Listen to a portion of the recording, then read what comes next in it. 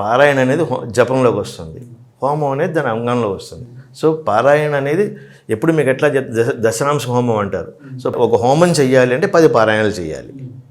So పారాయణ separate, హోమం separate కాదు. ఏదో నేను 50 పారాయణలు చేశానంటే దాని తగ్గట్టు హోమం చేయాలి.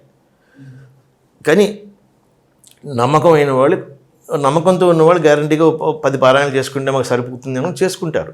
బట్ కానీ ఎప్పుడైతే పారాయణ చేశారో దానికి అంగంగా హోమం కూడా జరగాలి. రెండు కలిసే ఉంటాయి. ఇది జప పంచాంగం అన్నప్పుడు పారాయణ అనేది ఒక జపం.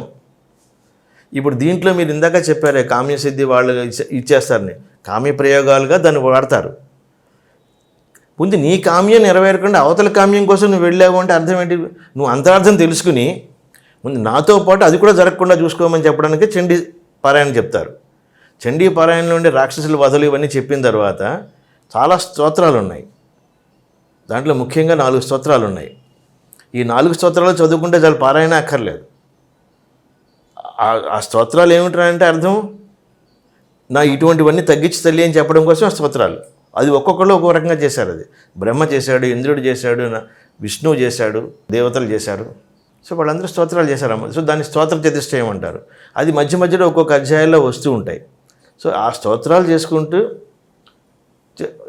దాని పేరు ఏమంటే ఈ పారాయణ చేసుకోవడం చాలా ఉపయోగంగా ఉంటుంది.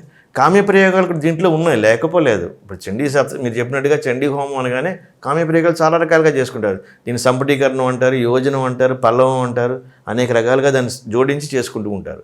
వాళ్ళ కామ్య ప్రయోగాల కోసం. మీరు ఇందాక చెప్పారే శత్రు నాశనం కోసం, ఏదో జయం కోసం ఏదో చెప్తున్నారు మీరు అన్నీ. వాటన్నిటికీ కూడా కొంతమంది చెప్తారు, చేసుకుంటారు. అది ఉంది, అది లేదని నేను చెప్పడం లేదు. కొంతమంది పెళ్లి కావాల్సిన వాళ్ళు చేసుకుంటారు, కొంతమంది ఉద్యోగం కోసం చేసుకుంటారు. పత్ని మనోరమాదేవి మనోవృత్తానుసారిని నా అనుకున్నట్టుగా నడిచే పిల్ల కావాలి అని చెప్పి పారాయణ చేసి పెళ్లి చేసుకున్న వాళ్ళు ఉన్నారు. అందుకోసం అన్ని రకాలు ఉన్నాయి, కామ్య ప్రయోగాలు చాలా ఉన్నాయి దీంట్లో. ఓహో, మనకి నచ్చిన అంటే మనకు అనుకూలమైన వైఫ్ రావడానికి కూడా చేసుకోవచ్చు. అటువంటి భార్య వచ్చి నన్ను ఈ సంసార సాగరం నుంచి నన్ను రక్షించు తల్లి అని చెప్పుకోవడం కోసం, అటువంటి భార్య నువ్వు నేను ఇటువంటి సాగరాన్ని దాటించు అని చెప్పని.